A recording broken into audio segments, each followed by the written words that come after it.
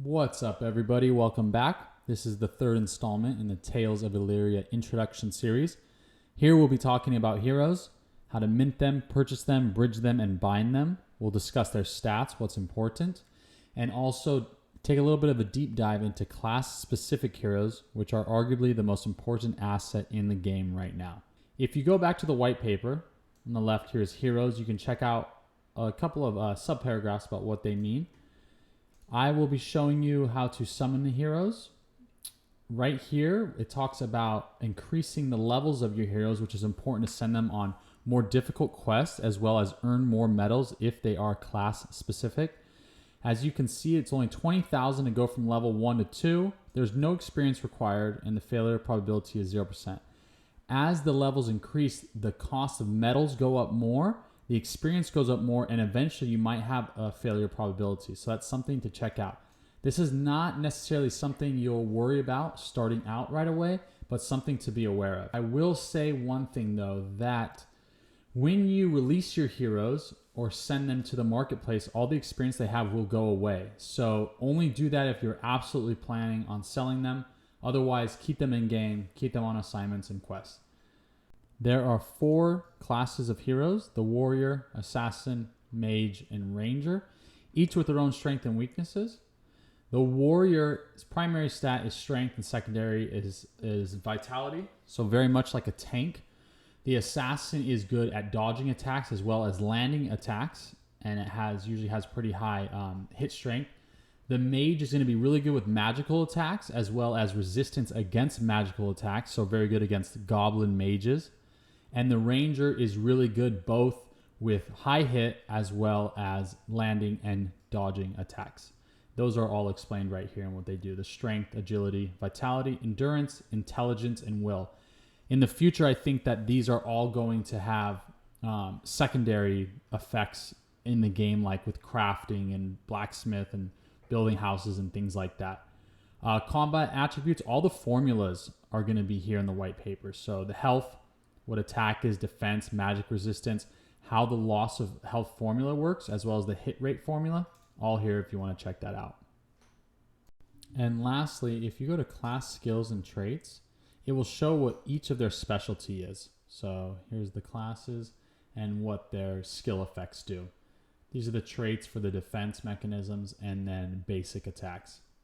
So yeah, go ahead and check out this, but let's take you now to summoning a hero. So let's go ahead and head to summoning altar up here, and we're gonna summon our first hero. Mint cost right now is 0.05, and you have an equal chance of getting each class. So let's see what we are going to get here. This is always so nerve-wracking. All right, so we confirm. The souls are responding. We did not. Oh, she's got pretty high agility here. Agility. Other than that, not so great. All right. So that's what it looks like when you summon a hero. It's going to show you a card.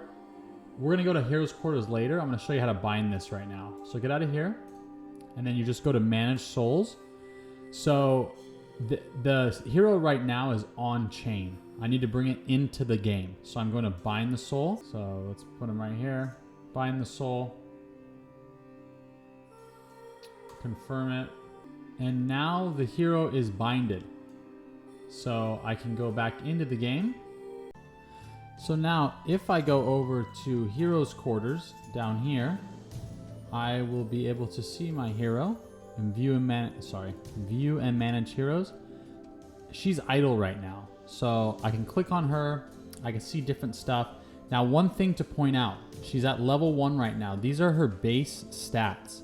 Her combat attributes, however, will increase as her level increases. So she'll get stronger in quests as she levels up.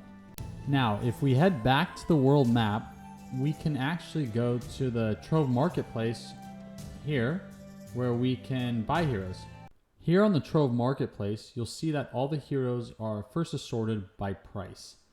Over here on the left, you can filter them by their different stats as well as their classes and levels. Right now, I think level 4 is the highest anybody has achieved. And then there is rarity. Legendary, the bugged. The bugged are the plague doctors and the jesters. And they'll be receiving special scrolls in the future, I believe.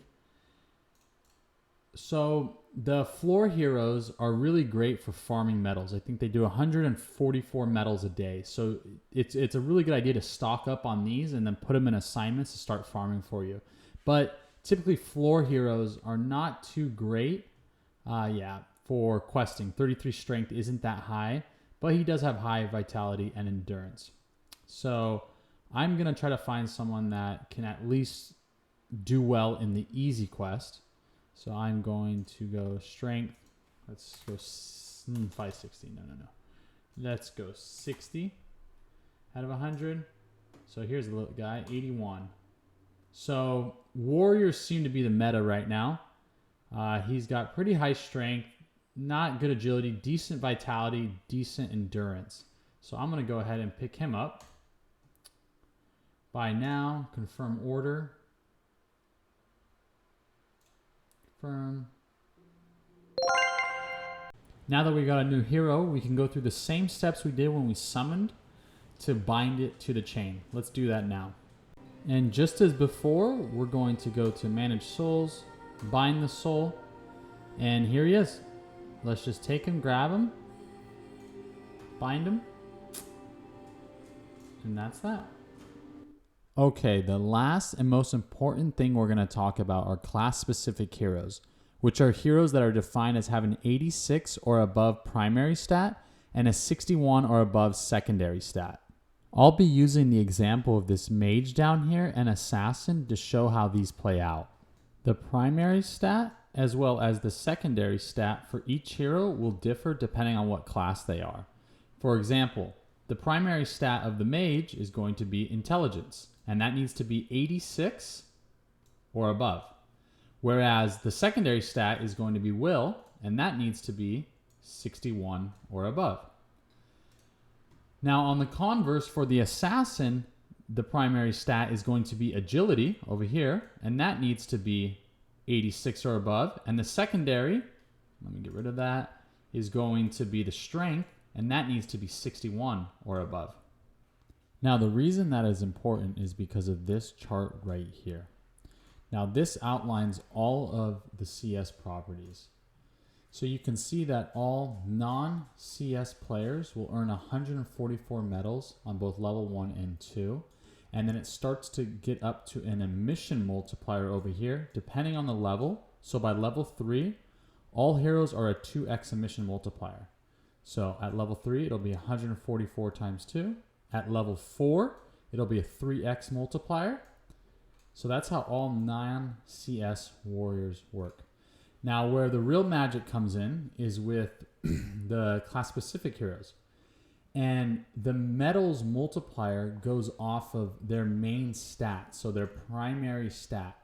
Obviously, 100 main stat class specifics are the Holy Grail.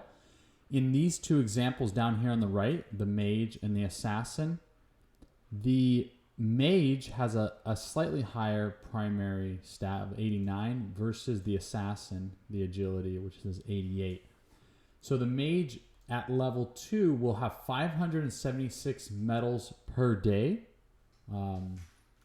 emitted, whereas the assassin will have 504. Compare this to only 144 for non-CS. Now let's check out level 4. At level 4, the 89 will have 1,728 compared to a non-CS will only have 432. And you can see how much this starts going up as the levels increase. This is why class-specific heroes are so important.